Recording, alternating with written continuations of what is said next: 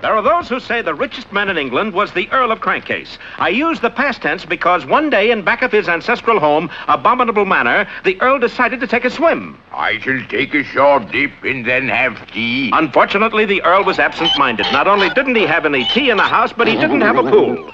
The effects of the tragedy were far-reaching. Before the week was out, the 3 surviving members of the Crankcase family gathered at the law firm of Lamb, Curry, and Rice for the reading of the will. These were distant nephews of the late Earl, Filcher, Belcher, and Jay. Oh, how we grieve our dear uncle's passing. Oh, how we'll miss him. Oh, how much did he leave us? Nothing. The entire estate, consisting of a £1 million note, goes to the new Earl of Crankcase. And this is what he looks like. The only existing photograph was a glossy 8x10 of a 12x4 foot.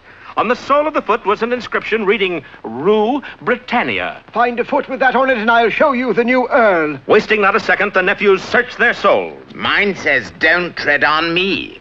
Fiddlesticks. Mine says, walk softly and carry a big stick. Oh, prunes. How do you spell Britannia? It was apparent that the heir apparent was none of them. By the end of the week, the law offices were overrun with barefoot boys with lots of cheek, all claiming to be the new Earl. It was just about then that a prominent London physician made a startling discovery.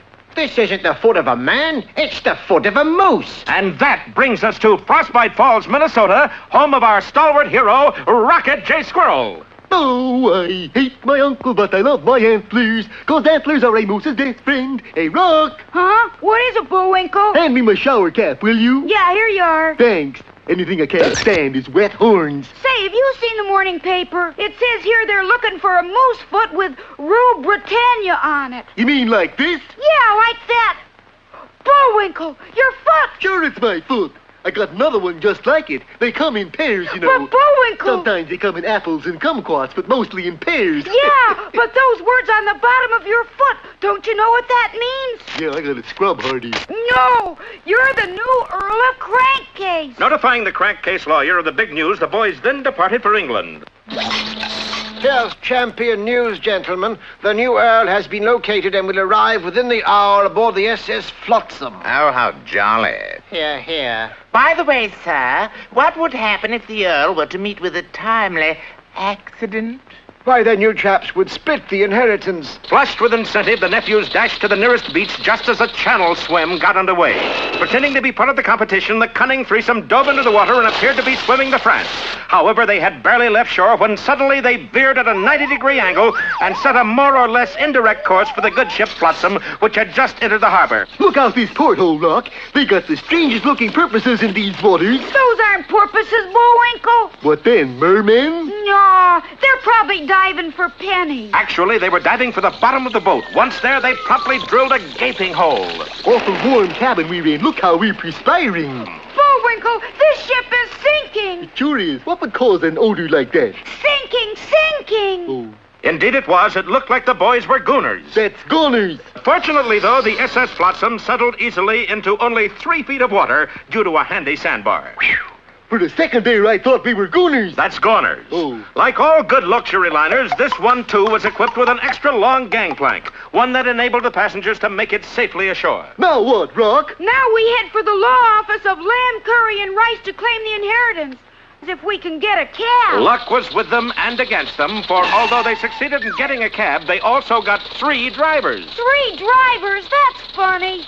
I don't know. Sounds like a pretty straight line to me. No, I mean, I think we've seen those fellas before. Yeah, probably in another episode. Are you sure we've got the new Earl? Who cares, so long as the meter's running? I know. Make him show the inscription on the bottom of his foot. Capital idea.